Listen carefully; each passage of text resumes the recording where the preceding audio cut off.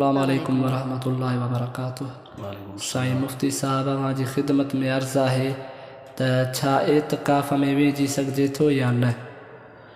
अल्हम्दुलिल्लाह वकफ़ा वसलामुन अला इबादिही अल्लज़ीना इस्तफ़ा अम्मा बाद। एतिकाफ़ में वेझी सघिजे थो या न, त वेझण जा क़िस्म आहिनि। जेकॾहिं जनाबत जे लाइ वेझे थो, मिसाल तौरु एतिकाफ़ जे दौरान जनाबत वारो थी वियो, सिंधीअ में तड़ वारो थी वियो, त पोइ त वञणु लाज़िम आहे, ज़रूरी आहे। मस्जिद मां निकिरी ऐं वेझी ईंदो, मस्जिद में वेहणी जाइज़ कोन्हे।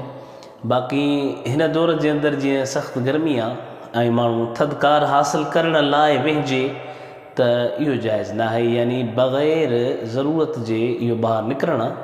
बाक़ी इन जे लाइ उलमा हिकिड़ो हीलो बयानु इहो कयो आहे त जेकॾहिं उहो पेशाब ते वञे थो त पेशाब वाला उहा हाजत तबैया आहे, ऐं तबैया हाजत ते वञण जे दौरान तबैया हाजत जे वञण जे दौरान जेकॾहिं उहो माण्हू वुज़ूअ जेतिरो टाइम वुज़ूअ में लॻे थो ओतिरो टाइम जेकॾहिं वठे या उनखां घटि टाइम वठे ऐं पंहिंजे जिस्म ते पाणी नाहे छॾे, त पोइ को हर्ज कोन्हे।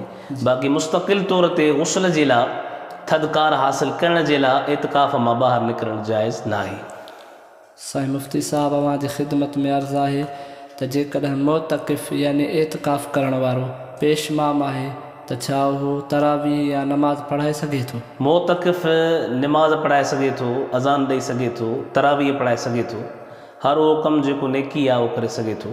साईं मुफ्ती साहब जी ख़िदमत में अर्ज़ आहे त जेकॾहिं मोतक़िफ़ हिकिड़ी मस्जिद में आहे ऐं तरावीह में क़ुरान करीम जी ख़तम ॿुधण जे लाइ ॿी मस्जिद में वञी सघे थो या न?